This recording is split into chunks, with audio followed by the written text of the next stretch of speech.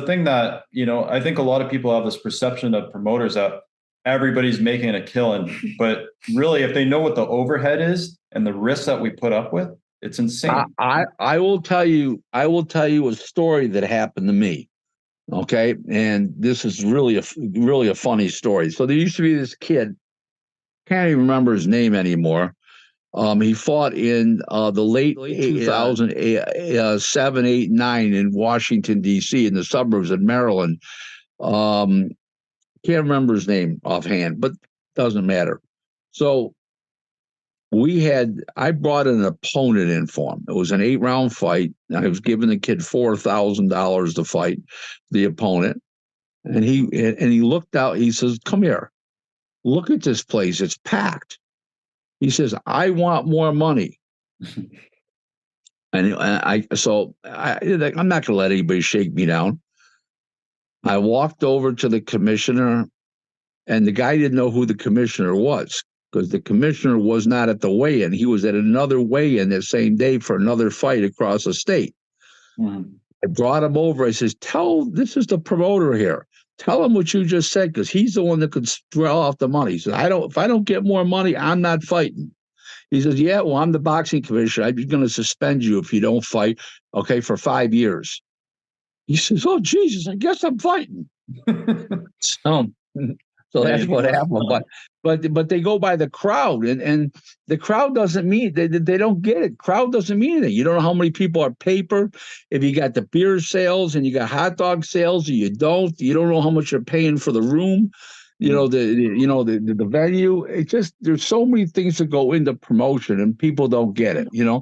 I understand it. I'm a businessman. I understand what the logistics are, what the costs are, and most people don't. They just see people and they say, "Oh my God, look at this at $40 a head, and there's 2,000 people. It's $80." Well, not everybody paid to get in, So.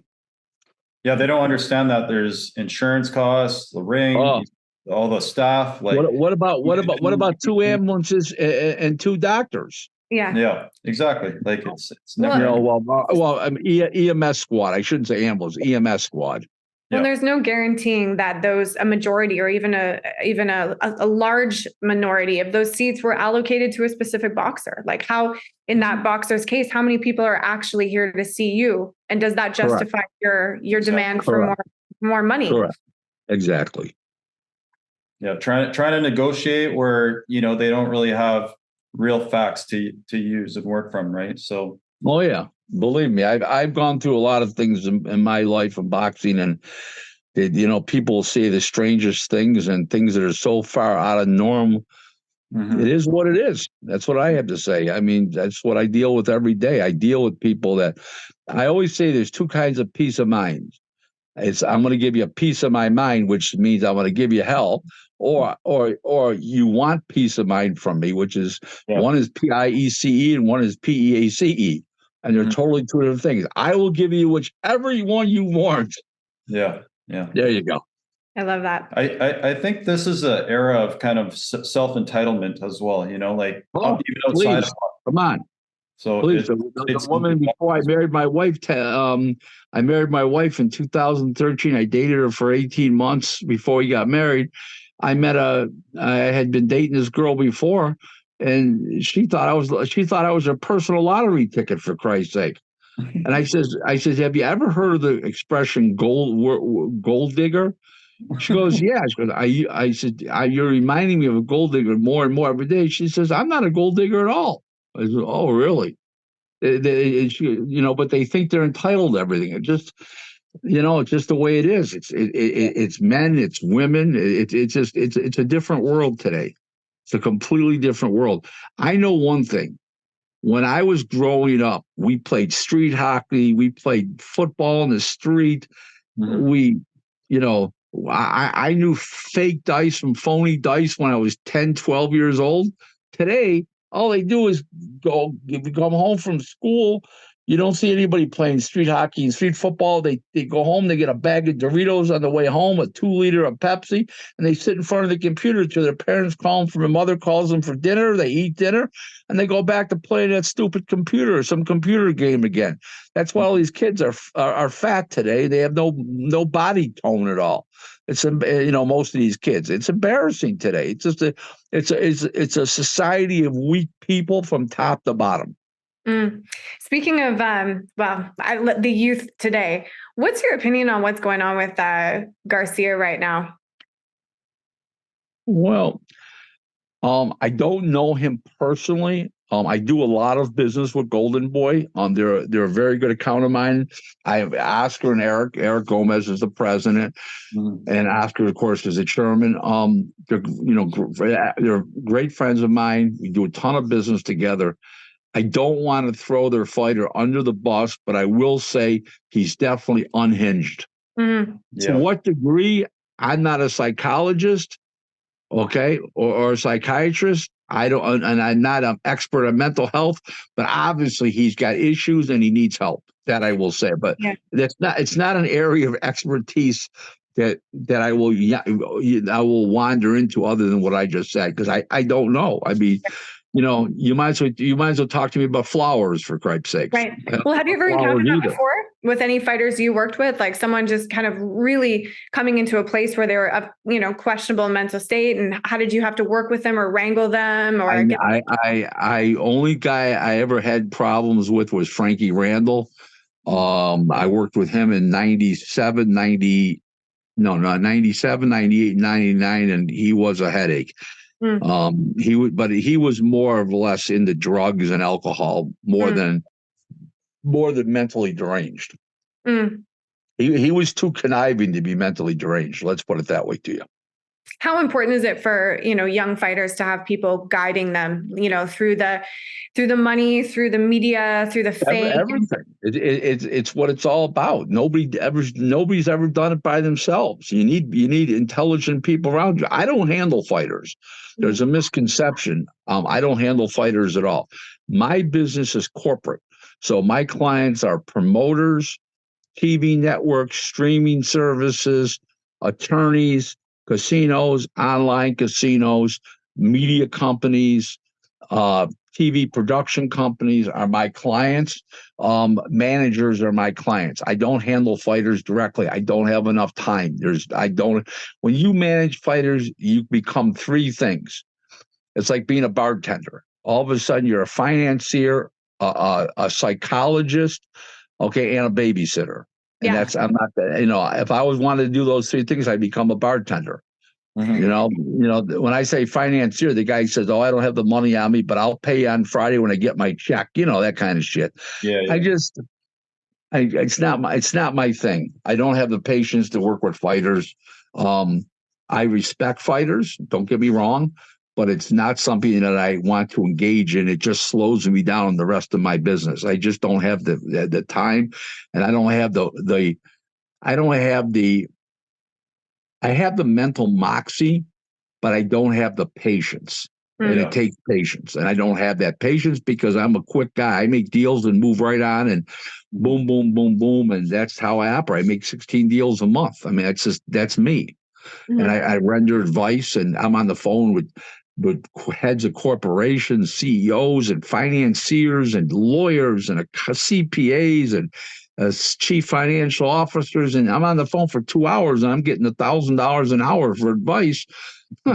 I don't have time to screw with a fighter in 2 hours and make no money. Now, will they fight in 4 months? Will I make some money? Yeah, but my time is too valuable. It doesn't blend in for what I'm doing. And that's the thing, like, even in the promoting world, time is precious, right? Like, and a lot of people waste your time. They take you down a rabbit hole and they get closer to the event date. And then before you know it, you're stuck. And I think that De La Hoya needs to make some decisions pretty quick here, because the way things are looking, I don't know if they want to stick with him as fighting Devin Haney. The president of Golden Boy is one of the great boxing executives of our generation. Whether he was in previous generations, I don't know, because I've only been around since '91. But he's awful damn good over the last 30. Gomez? What's that? Eric Gomez. Yeah, he's a great executive. He's very fair. He only gets heavy-handed when he has to, as a last resort, when people don't get it. The morale at the Golden Boy is fantastic. Everybody gets along like a big happy family. He seems like it's very professional. Oh yeah, they are. It's a very funny thing, and I'm not going to say a weird thing, but it is a weird thing too. It's the only boxing company I've ever seen that every person that has their job there is supposed to have their job. That's very rare. There's no slackers there. Yeah, that's everybody good. That's got their job is got their job for a reason, because they're quality person and they're quality at what they do, and they love what they do, and it's a funny thing. You go to some of these restaurants like TGI Fridays. I don't know what you have in Canada, but some of these restaurants, they hire employees, waitresses and waiters and bartenders by personality, not by talent. Well, I think Golden Boy does a hell of a job by hiring people that have great aptitude for the job. They love boxing. Only one guy there's only one person at Golden Boy doesn't like boxing, and he's a driver. Other than that, everybody loves boxing at Golden Boy, and they're so happy they work there. And that's absolutely fantastic. And for me, it gives me peace of mind, because it's like you call up somebody, "Hey, Rick, how you doing today? What's happening?" The guy's all excited to do business, whether it's the woman booking the airplane flights, whether it's the PR person. They're always like, every day is like, and they're excited about their job. They love what they do. And it's a great feeling. Now, you call up other boxing promotional companies, it's like, oh my God, why are you calling? It's not me. It's just their general attitude. So that was actually going to be one of my questions was, you've been around for so long, you've dealt with so many promoters, and with all these different promotions out right now, who do you think has the best framework? And it sounds like Golden Boy is one of them. I would say Golden Boy does, by the quality of their employees, but Top Rank's got some really, really key guys. Brad Goodman, the matchmaker, Top Rank. Bruce Trampler, the matchmaker, Top Rank. They're both in the Hall of Fame. They're absolutely top guys. Their lawyer is top notch. Jeremy Krugel. I'm sorry, Krugel. And their COO, Mark Kriegel. Their COO is Brad Jacobs. He's fantastic. So they do have some top notch people there. So I would say they're pretty much neck and neck. I like doing business equally with the two companies. They both pay like slot machines do. They're both great to do business with. There's a lot. Every year, right now I have 49 clients around the world.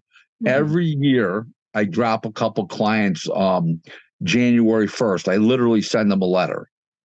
Okay. And I'm terminating them. This year I got really lucky and I terminated no one. I didn't find it necessary. Why would I terminate clients? Well, when they can become more aggravation than money, they're tough pay, where they don't pay on time, and I'm always sending them dunning notices, invoices with dunning notices attached a week and two later. And the other reason is that they waste my time, where they're always looking for a freebie. And I don't do this for my health. I do this to make a living. And I have a couple accounts that I do for free. Okay. I'm not going to mention any names, but there's a well-known manager that I help out. That person's got 3 fighters. I help that person for free. And my wife, and that's insisting on my wife, that I always help people out that can't afford to pay me, but they need the help. And I'm glad I'm successful enough in boxing that I'm able to do that for a few people. Now, if these particular people get very successful, I use my advice and my prowess that I've extended them. I hope I am going to get paid eventually, but for now, they're free. And that's insistence on my wife. I almost passed away from cancer. I was on my deathbed in 2016. I got off of cancer in 2000. I got cancer October 3rd of 2016. I got off April 3rd of 2019, and I was in the hospital for 65 straight days. Wow. And I wasn't supposed to come out alive. And they told my wife to start making arrangements. Did you start making arrangements? They said there's no way I was come out alive. This is what a bastard I am. You ready? So my wife kept telling them that I was going to make it. I was going to come out alive, right? Mm-hmm. And they said everybody says that about their loved one. So when I finally went to come out alive, I was there for 55 days on my deathbed. The last 10 days I was in the hospital, they gave me steroids and protein to pump me up because I was so weak. I insisted on walking out of the place. They would have put me out in a wheelchair to the car, right? Yeah. Not this guy. Not this guy. I literally walked out. Okay? Literally walked out. And they surrounded me with 4 huge security guards in case I fell. They didn't want to get sued. They made me sign off that if I fell, they were not going to be held responsible, and the 4 security guards were going to be held responsible. And I signed off. I literally walked, and it was a long walk, and I did it. Wow. And then this is really funny. This is really a funny story. That's not the funny part. The funny part was my wife.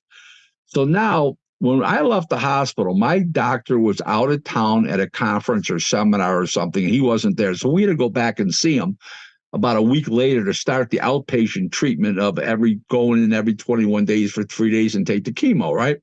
So we go back, they put us in his office. He comes in and he opens up his arms and he says, "I've never been so happy to be wrong." Just like that, right? My wife said, "Sit down, you bastard. I'm going to give you an earful." My wife drilled this guy unmercifully for like 10 minutes. So he kept looking to me for help.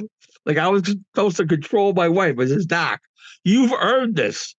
You told her, and I repeated what she had told me that he had said to her. Mm-hmm. And he says, "Nobody has ever come back farther from cancer than you did.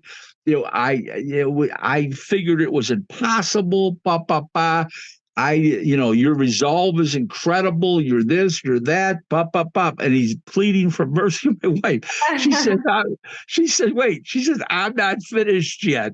Stop with the con."